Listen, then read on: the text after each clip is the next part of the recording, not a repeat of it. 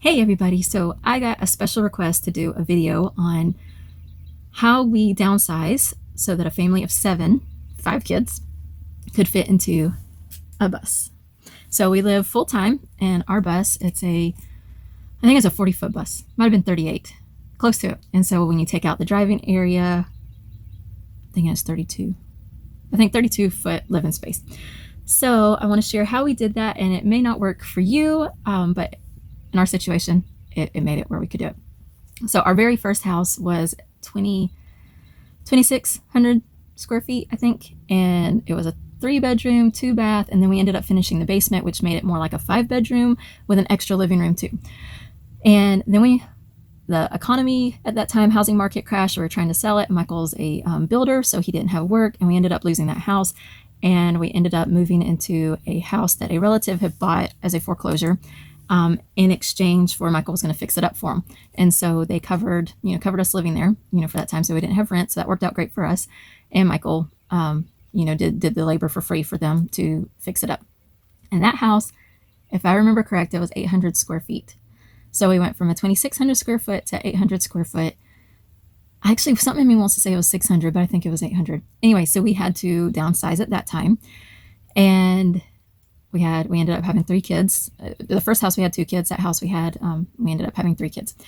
Then we ended up moving to Missouri, and it was a spur of the moment, kind of like we moved. We found out we were moving like a month before we moved, and we ended up being in a 1-room like attic apartment, and it had the bathroom, and then everything else was 1 room. I don't remember what the square footage was, but it was a really tiny area. So we had actually already worked on beforehand this whole downsizing, what's important, but a lot of that stuff at that house we put in storage at the barn. And so we still had a lot of things, we just didn't have it. We still had a lot of stuff because we had 3 young kids. So we had all the diapers and the playpens and the high chairs and all that kind of stuff that goes with having little kids at that 1-room apartment kind of thing. But anyway, I have worked with what we need, how to turn the furniture so it's like we have separate rooms. I've had tons of people at that time come into our house and they just couldn't believe how well it was laid out. And that's the key. Well, it was a big part of the key, is how you lay it out and how you make it function. And just a lot of people said they just came in and it was so peaceful when they came in, and they just couldn't believe how it was put together, and that many people lived in that space. And not only that, we had an office area, we had a living room, we had a dining room, we had a kitchen area and a bathroom and a pantry area. I say that because it was milk crates all stacked up against this one wall to form a pantry area. But anyway, the kids had their area of sleeping, and they had a toy area, and they had their areas for their clothes. And then we had our area, and we had a little bookshelf and nightstands and a TV area. So it was laid out in a certain way. So we had all these things, and even though it was a very small area. All right, so then we moved to our house that we just left. And again, we put a lot of things into storage in our new barn that wasn't enclosed. It just had the roof and some of the walling. But still, this one was 1,050 square foot, which for a lot of people, that's not a big house. But for us, that was a big upgrade. It was like going to a mansion. And again, we really put a lot of planning into the way our house was set up. We had, I would have liked an extra bedroom for guests and for a schoolroom. But other than that, and a pantry. We didn't actually have a pantry. So I would have liked a pantry area where, your big like vacuum cleaners and things could have went. But we didn't have that, and so we had to make do. But other than that, everything else worked fine, living space. So then we go to downsize to a bus, which is 200 and something square foot. I can't remember. I want to say 230 something. But anyway, so again, planning is the big deal. We have, I don't know if you'll be able to see, above everything where the furniture doesn't go to the ceiling, there is shelves all the way down, even above the toilet. Everything has storage. Under both couches have storage. I might turn you around. It's a little bit of a mess up there. Well, let me pick you up, spin you a little bit. So our end tables, this is my platform right now. Our end tables, they have storage. I don't know if you can see, the lids lift up and they have storage all the way down to the ground. Under the bunk bed has storage. Under the queen size bed in the back has storage. Everywhere has storage. And one of the things that we did that most schoolies don't do, they normally have small utility closets for putting their solar batteries and all that kind of stuff. And we made it's still not a large utility closet as far as the house goes, but it is a large utility area for a bus. And so we're able to put all the bulk, bags of paper towels, toilet papers, vacuum cleaners, of course, the hot water heater and the solar panels and all those things. But a lot of the odd and end, like we do over here, this is a bit of a mess right now, but we have a dehumidifier. We were hoping to not be in an area that needed a dehumidifier, but we are in a humid area, so we need that. So we have dehumidifier and air purifier. They're out, but they can fit into the utility closet, and when we're traveling, they can go in there. And then we have the fogger because we're in an area that I have to worry about mold with the humidity, and if the kids are out playing in the dirt, I can smell the mold from the dirt. So that has a natural mold solution. So it's a regular, anybody comes in, I start reacting, we have to fog them, fog in here, and that's part of my health stuff. Most people wouldn't have to worry about that. That again can go into the utility closet when we want to tidy up, but it's something that we keep out. And right now, the place where we're at, we have to have the water extra filtered because this water is pretty bad. Our Alexa Pure, it's like a Berkey style. It normally lasts us like a year, and we had brand new filters when we came here, and we were just getting the water straight in, and it clogged our filter up in 2 months. So this water's real gunky. So they have a another filter for their sink. So we fill up these jugs for our water filter, bring that so that it's getting extra purification before it goes into our water filter, just to make it last longer. But anyway, so we have that stuff can all go somewhere else. It doesn't have to stay out and be cluttered. And then the toy stuff, that actually can go somewhere too when we want it put up. But anyway, so that's just kind of, we have shelves, we have cabinets, we have drawers, we have storage underneath stuff. That's a big planning all that stuff out is a big deal.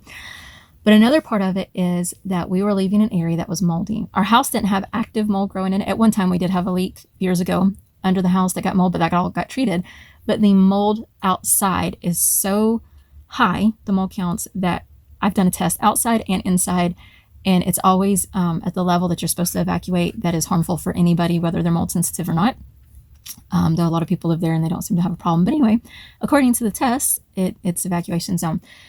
And so this was going to be my mold-free, safe environment so that I could stop wearing my mask all the time. As you'll see when I'm outside on videos, I always have this on because I can smell the mold in the dirt, definitely in mulch. And where we were before, I had to wear a mask even inside 24/7, except when sleeping. And even then, sometimes it was so high I had to wear it while I was sleeping. I just have it loose, and it was a big pain, hated it. Even with the fogging and using ozone and things like that, it was a constant, there's just high mold counts, and it's always coming inside. And also it would get into the air conditioner units outside and start affecting it coming inside. So it was just a constant problem. And I needed a place where I could take this mask off and be able to breathe. And so I needed a safe place. I'm super sensitive to chemicals, so that's part of doing the bus. It's a low VOC, no VOC, as natural and safe air quality as can be build, so that I would be able to breathe. So that was a big, I couldn't go anywhere, everywhere, hotels, everything. They have cleaners, they have mold, going to stay with somebody. They all have hairsprays and mouthwash and toothpaste that I can't handle. Everywhere has something, and I had no safe place at all, even going to stay with family to get away from our moldy environment in Missouri, everything, I didn't have a safe place. So this was supposed to be a safe place. And that means that nothing could come into our bus that hasn't been treated for mold or wasn't brand new. So mold likes fabric. And so any fabric that was going to come in had to been washed. It's the same stuff that's in the fogger, but it's specifically for the washer. It's done in a way, it's super concentrated where you just add so much to your washer.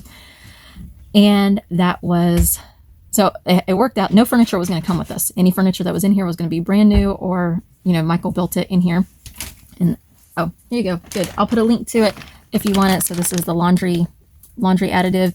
Not only does it kill mold, which a lot of things kill mold, it actually neutralizes the mycotoxin, which is what you breathe in and damages your nervous system, and as a neurotoxin, goes straight to your brain and your nervous system. So it actually neutralizes that. A lot of mold cleaning solutions kill the mold, but because it kills it, it actually dries it up and releases the neurotoxins into the air where it's free flowing, and you actually breathe it and get sicker.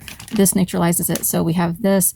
There's another brand we used at first, but this one is cheaper and it actually smells like it's stronger. It has the same ingredients. And so we use this. I'll put a link in the description. I'll also put a link for the concentrate that we put into the fogger. You can actually just put it in a spray bottle with water if you don't have a fogger, mist it around. Thank you, sweetie. So anyway, so everything had to either be fogged, or it had to be ozoned if it was something that couldn't get wet, or it had to be cleaned in the washer with that. If it was something hard surface that would rinse off, we would, like dishes and things, we would do just vinegar because that kills mold, and then they're rinsing it off so the mold toxins wouldn't be coming in. But every single thing, soft, hard, whatever, had to be cleaned or brand new, or it couldn't come in here.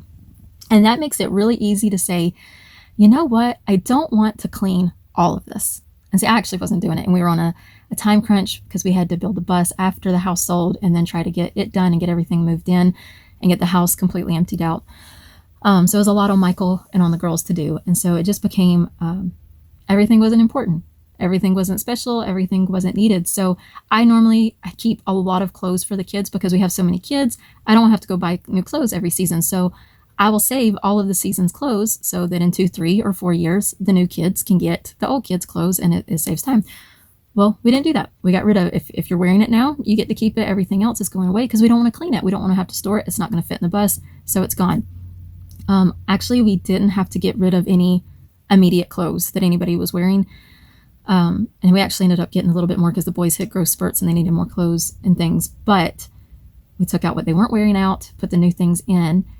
Michael's actually got extra things like big, thick cover-ups and things that you would use like for hunting and things that he doesn't normally wear, but he was able to fit it. All of my stuff fit. I actually gave a lot of my stuff to the girls just because they've grown. They're as big as me. They wear my clothes. So we have extra blankets. We have extra sheets. We have extra pillowcases. We actually have a lot of room for a lot of things that you wouldn't think that you would have. But when it came down to, do we need this or not? It wasn't even just, do we need this or not? Do we feel like cleaning all of this or not? And that was and that won't work for everybody because it's not an health issue, a dangerous like situation where you don't want to bring all these things in. But even if you just want to go for a tidy point of view, I don't want to bring any dust in the house. I don't want to do any of this. Do I want to clean it? And if it's something that you don't want to have to go through the effort of cleaning all these things, get rid of it. And so we did buy a box trailer because there was a lot of stuff in the barn that were special things. And so especially being out in the elements where they would have more mold spores, it was something that I didn't necessarily want to get rid of, but we didn't want to bring it in the bus. And maybe at one point when life's less crazy, it's stuff that can get ozone and get washed. And there was things that were important that I didn't want to get rid of that we would use one day that we're not using now. Like I have a big manual hand crank cream separator. It was expensive. I don't remember how much it was. We bought it like 9 years ago. There's no telling how much that would cost now. It was from another country, and it's probably super expensive now. And it's something we're not using. I don't want to clean it. Don't want to store it in the bus, but I don't want to get rid of it. So we had a lot of things like that, like the cast iron skillets all went into the storage. We wanted lightweight things to come into the bus. And so even the dishes, there are dishes that I'm sure got saved and put into the box trailer. But the things that we put in here, like we use the Corningware, one, because it sits real tight. You can have a whole stack of plates, and really it's a tight fit. And because they're more shatter resistant, that was the thing with driving in the bus. I don't want plastic because it's not healthy. We didn't want the metal plates because of the racket of driving down the bus and just clink, clink, clink, clink, clink. We didn't want to deal with that. When we didn't want to risk the ceramic getting cracked and busted. So we went with the Corningware. So I'm sure we have other stuff out there, but that we got in here. We have a whole drawer that's full of all the cooking utensils kind of thing. We got a whole drawer for pot holders. We got, normal silverware. We got all the things that you need.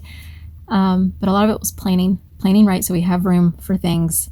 I'm sure a lot of books did go into the storage because we're a homeschooling family. We had a lot of money worth of books, but fabric is something mold likes and paper is something that mold likes. It worked out that the lady ended up wanting to buy all of our furniture. So we ended up not having to worry about that, but we weren't going to bring that in here anyway, because this is very custom size and shape plus the mold. So we didn't even have to worry about selling it or getting rid of it at all. She got it. We did get rid of a lot of books, but there were a lot of books that they're new, they're in good condition, they're expensive to replace, that they went in storage. And one day when I'm more stable and we're settled, Michael ended up trying to ozone them really good, making a real tight area so they get really heavy ozoned, and fogging the outsides and setting them out in the sun, to try to recover them. But for right now, only brand new books came into the bus so that I have a safe place that I don't have to wear my mask all the time. And anyway, so I know that doesn't work for everybody, but that's how we downsize to be able to fit a family of 7. We got our necessities, and we actually have plenty of things that aren't necessity. They have lots of, sewing things and writing things and books and just, they have toys. They do. It's not a lot. It's not like what we'd normally have. But we have a basket of, it's a big basket. Well, I guess I'll spin you around, let you see. I think it's a big basket, but these are the little kid books. And then they have this one basket that is just the odd and end, the Legos and the stuffed animals. That all can actually go somewhere. It can go up under the queen size bed when we're moving if we want to. The rug is rolled up. But anyway, that's the kids' rug. It rolls out. It's got roads and things on it so that they have their area, one, for them to play. So they'll pull it out and play. so that we're not having to listen to the clanking of toys, because when you're in a small space, stuff like that can add up to being a bigger issue. But anyway, it also helps keep them confined. This is their area. So normally that table actually goes down. So what the normal idea, if we didn't have all the water jugs and didn't need the air purifier and the dehumidifier out, that whole area to the chalkboard would be kid area. We have the rugs for them to roll out, and the table would go down, and that would just be their free. They can color, they can draw, they can, build things with their Legos or whatever. They do have a big pillowcase that's got all kind of stuffed animals and little shawls and things for them to play dress up and stuff that's in the back under the girls, under the queen size bed that they can get out and play with. They will go play in the back. They'll spread out rugs back there in the hallway and play. We just have to have it where the bathroom door is able to open up. They'll pull down blankets and make their bunk bed be a fort, and they'll get in there and play, and they'll play outside. But so we didn't bring all the toys. We didn't bring everything, but Legos is something it's like they play with all day long, every day, over and over and over. So that was something important to me to bring. The books is something important to have, something they'll sit there and have quiet time. All other kind of like wooden blocks and things like that. If it was something special or important, it went to storage. Everything else was, got rid of, thrown away, given away. Stuffed animals is something quiet, something that they can use their imagination with and play games over and over. So those are the kind of things that we kept. We wanted to downsize the toys to where it's something they can play a new game with every day over and over and not get too totally bored out of it. And that it was more quiet of things. So we tend to like quieter toys anyway. We don't like toys that make all the noise and all the flashing and all that things anyway. But even considering the small space, wooden blocks falling over and banging, that's going to be more of a sound issue than it would have been in the house, just being closer and, to you. So that was how we kind of went on the toys, trying to downsize that. The girls, like the older girls, their instruments went into storage, except for smaller. Like they brought their kalimbas, which are little they have little metal tines that you work with your thumb. They brought those, and they brought their recorders. They have Alto recorders, so it's not the squealy ones that you're used to like elementary school. It's a deeper pitch, and they make real beautiful songs on it. So they brought those for their music, so they could still have that for fun. They have their wood burner. One of them likes to wood burn. They have art. They have a full set. Aaliyah is actually doing an art course. And so they have their full set pencils and charcoal and things like that. So they brought their, a few things that is important to them and fun for them that can easily fit into somewhere.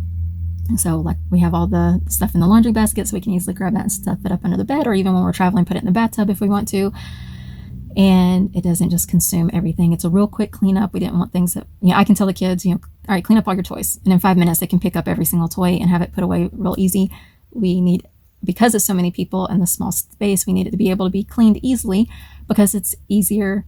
Not that it's easier to mess it up, but it seems like it's bigger mess because it's a smaller space. So we need easy to clean up stuff. All of the bigger kids' things are in their area above their shelves or under the bed in some form. We have extra shoes. We have all these things. We have storage stuff for it. But it came down to, do we want to wash 5-10 shoes for every person? Or do we want to wash, a pair here and a winter pair there and a summer pair there, have a dress pair, whatever, and store those. So it came down to, a big thing is how much demolding do we want to do on top of what can we fit. And it actually, once we got all of our needs in here, we actually still had shelves above in the kitchen and up here that had nothing.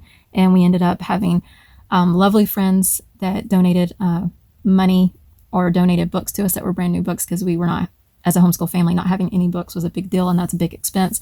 And so that was a lovely, lovely thing that we really appreciated from all our friends. So we have books over there, books over there. We got the kids' basket books in the back above their bed. I think it's 2 full shelves of books. We have some books over here too. We've got movies up here. We actually have a lot of stuff in here when you start really looking at it. Michael has his junk areas with all his odd and end, who knows what, bolts and screws and just whatever, knives, cords, whatever. We have a whole, that area up there by right there.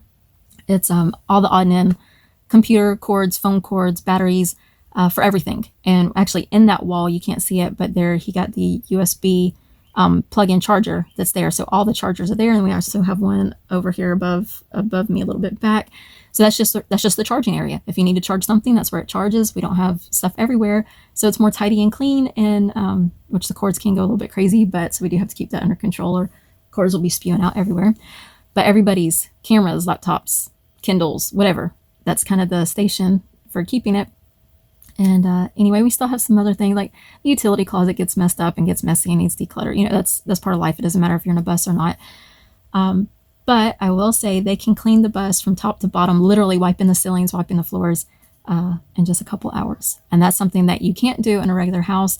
And so it is something that they can clean up easily, even though it does get messy faster. You know, you have the same walk space as you would in a house as far as how many people are coming in and out and walking around. But not, well, I guess I need to change that. You have the same amount of walking traffic, but not as much walking space. So the floors get dirty faster. It's not really that it got dirty. It just accumulates in that small area faster. So it needs to be swept more often, but really it's the same amount of stuff you would have in the house when you go to sweep the whole house. So really a lot of it's just, we have a lot of the things that you need. We just lost the floor space. So anyway, I don't know if that helps anybody or not, but we actually have a lot in here. We just have to work with it sometimes. Like we have a trash can up here. We're gonna get to see our mess. Trash can sits up there except for when we're driving. With a family of 7, we cannot have a small, tiny trash can that goes in the sink. Up here, the driver's seat when we're parked, that is the dirty laundry station. There's a basket there, and then the basket up there. That's where we put any wet stuff so that clothes don't get soured. Now, of course, when company comes, the wet basket goes into the other basket, and that goes either under the girl's bed or in the back, or it goes in the bathtub with the curtain pulled. And so it all tidies up real easy. But as far as like everyday living, that's its place. It goes there. It's might not be the most beautiful thing in the world, but it's functional. It makes it where everybody doesn't have to go dig out and pull out from under somewhere to put their dirty clothes away. And having the separate wet laundry basket keeps it from stuff getting soured and moldy. And it's easy when Michael goes through clothes. He just grabs the basket, goes out the door, and brings the basket back, and doesn't have to dig through everything. So it might not be the greatest in the world, but it works. We have the blanket up there to help keep the sun out. And we got one day we're gonna have curtains. I have a friend working on it for us, but the towel right there to go over the door. My pointing's not lining up. Go over the door to block the sun out, and we'll put up curtains over here when the sun's all out. We can clip wet coats and things to dry, and once they're dry, everybody puts it away in their cabinet. But over there is where we actually keep all of our shoes, and it keeps a ton of shoes on the dash. And below the dash, that black area is a vent. And what we want to do is actually open that up, take it off, and it's just like an air vent. It doesn't serve any purpose. It's not doing anything. And Michael's wanting to at one point take that off and actually finish that out into shelves so shoes and things can go up under there. And that would actually help keep it tidy. But anyway, all the shoes fit up there just fine. The only really problem I don't like about it is just it puts dirt up there, but the dirt's going to go somewhere. But actually when we're driving, we usually only move the tall shoes, like Michael's boots maybe, down just so it's not blocking the window. And almost all the shoes stay up there while we're driving. And so it actually works out really good. Then again, it might not be lovely, but when you walk into anybody's house, they have to have somewhere for shoes to go. So that's where our shoes go. And we actually have tons of shoes for everybody because we've got a lot of them moved out now that the season's changing, but they did have their, winter boots. And then they had, more slip-on shoes and more warm shoes because it goes hot, cold, here in the spring as it goes. And so we've had a lot of shoes up there, but it's starting to be where we can say, okay, put all your winter boots up. So that goes up under one of the beds, or it goes in their all the boots. They're all the shoes. They're all up under somebody's bed in the back. But anyway, so we actually, planning is a big deal. Spin you around again. Up at the top, that's all Michael's clothes. It doesn't look that deep, but it is actually really deep. It fits a lot of stuff in there. And for our hinges, our knobs, we actually ended up using window latches so that the bus is already, in a lot of ways, ready to hit the road and roll, and we don't have to go latch it up. It's already latched. And so like we have a TV there, goes up out of the way when we want it, folds down. And so we have entertainment area. We have an area for CDs and movies and things. And anyway, it fits a lot. And actually what we do, I'll turn you a little bit. So we have supplement area. Actually, we got more supplement area than even that, but that's our daily supplements, easy to get into. But on all of these shelves we have, let me go show you.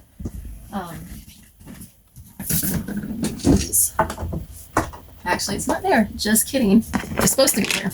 We have tension rods, and they're supposed to be stored there. Oh, I know it is. They'll use these on the bathtub. They'll drape it up to drape over a towel to dry, so they must have stole it.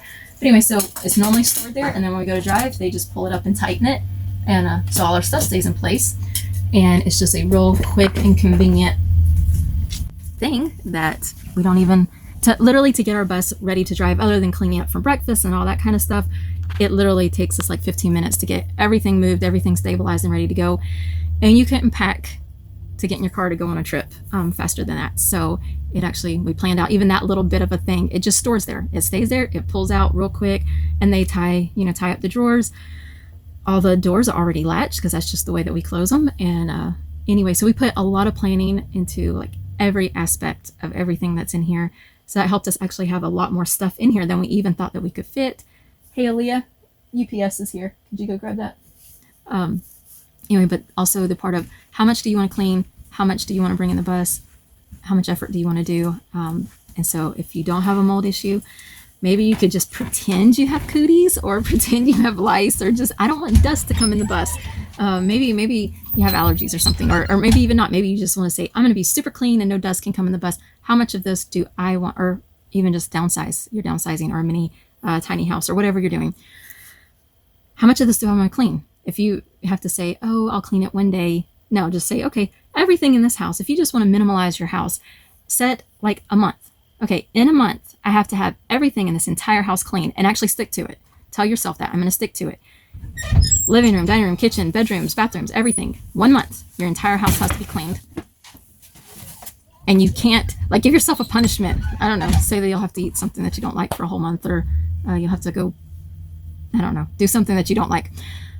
Give yourself a punishment because like to me, my punishment was if it came in here, I can't breathe and my throat's closing up and I'm breaking out in rashes and hives and a gazillion other, my heart rate's worse and a gazillion other things. So I got a full on punishment if everything wasn't clean. So if you can give yourself some kind of punishment, or maybe you're just really good self-willed and you can say, okay, I have a month to get everything cleaned and I want to minimize and I want to get rid of anything that we don't need. Literally, you have to wash it all or wipe it down. Everything.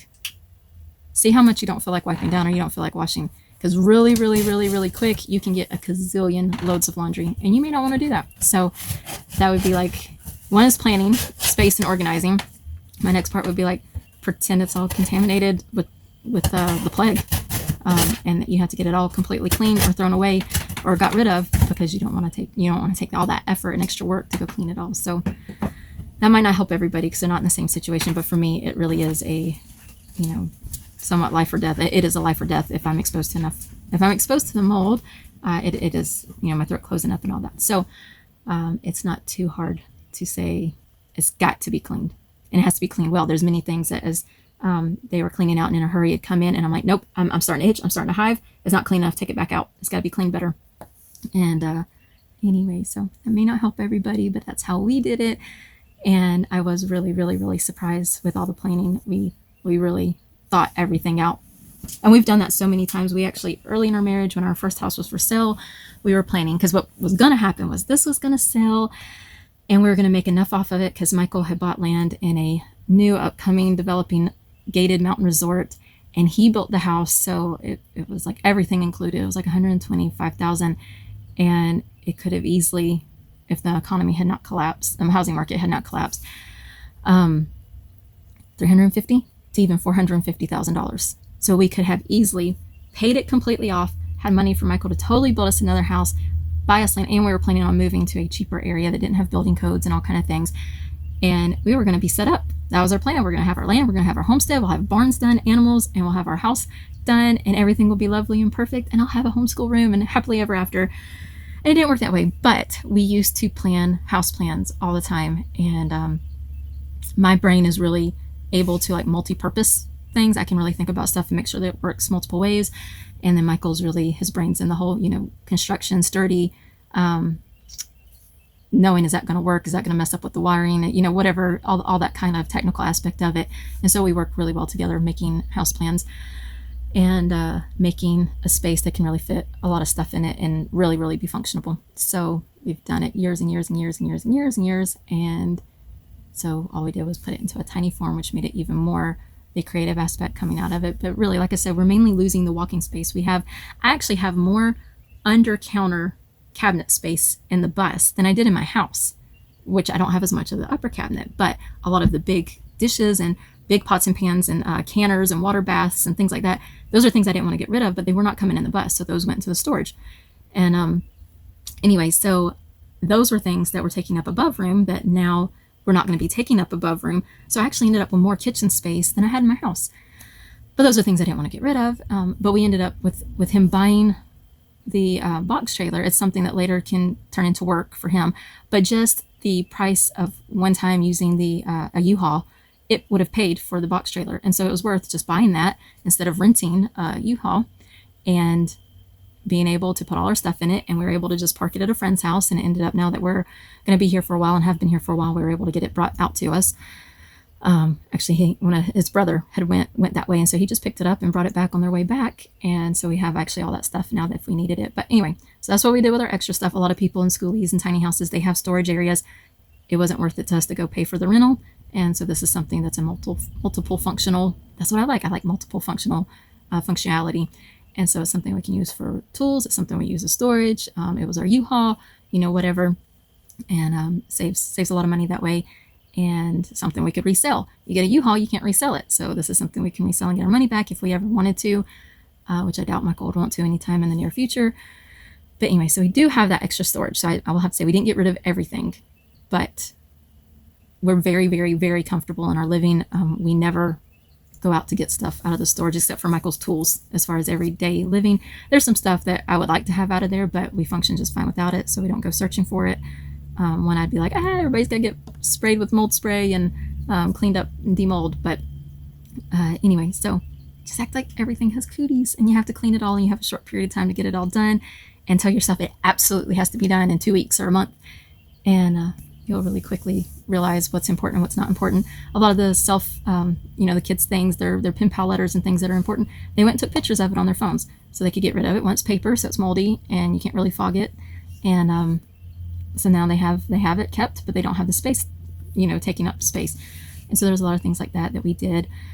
Anyway, so I don't know if that's helpful to anybody else. Let me know if that's helpful. And if you have any questions, because I'm sure I'm just rambling about the same thing, but I'm sure there's something else that I'm not thinking to say. So if you have any questions about specific things that we've done, let me know. But I hope that's helpful. And I forgot to add that we did a garage in the back of the bus, and it's actually pretty roomy back there.